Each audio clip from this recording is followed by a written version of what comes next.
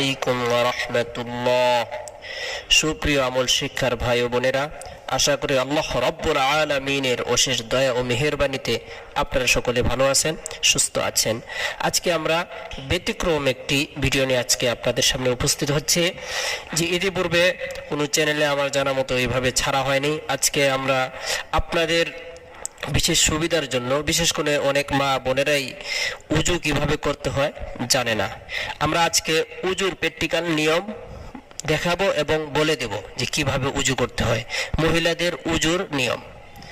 তাহলে আমরা উজুর নিয়মগুলা প্র্যাকটিক্যালে দেখব এবং পাশাপাশি উজুতে নিয়ত করা সুন্নত, তারপরে বিসমিল্লাহ পড়া সুন্নত, সুন্নতগুলো নিয়ে আলোচনা করব।